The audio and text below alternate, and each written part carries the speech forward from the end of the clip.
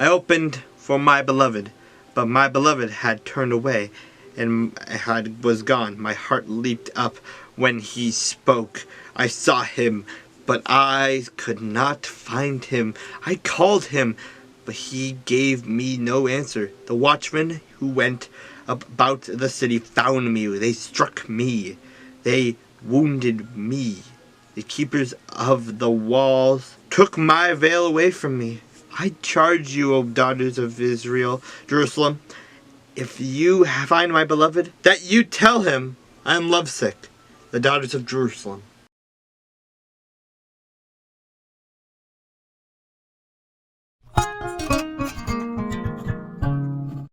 When David was a little past the top of the mountain, there was Ziba, the servant of Mephibosheth, who met him with a couple of saddled donkeys, and on them 200 loaves of bread, 100 clusters of raisins, 100 summer fruits, and a skin of wine. And the king said to Ziba, "What do you mean to do with this?" So Ziba said, "The donkeys are for the king's household to ride on, the bread and summer fruit for the young men to eat, and the wine for those who are faint in the wilderness to drink." Then the king said, "And where is your master's son?" And Ziba said to the king, "Indeed, he is staying in Jerusalem, for he said, 'Today the house of Israel will restore the kingdom of my father to me.'" So the king said to Ziba, "Here are all that belongs to Mephibosheth is yours." And Ziba said, "I humbly bow before you, and that I may find favor in your sight, my lord, O king."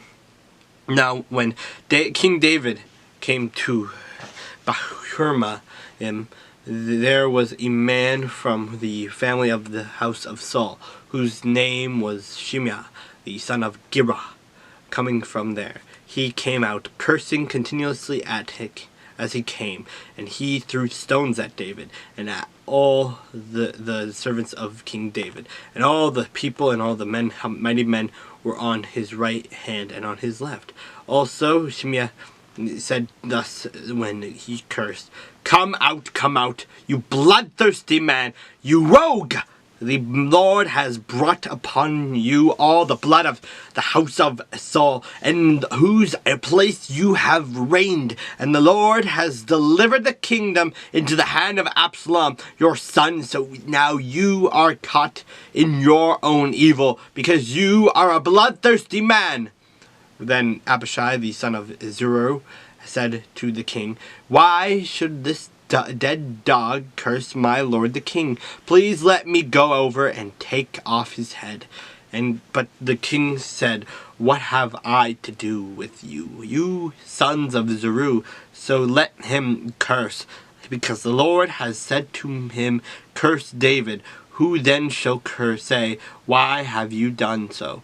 And David said to Abishai and all his servants, "See how my son, who came from my own body, seeks my life. How much more now may this Benjamite?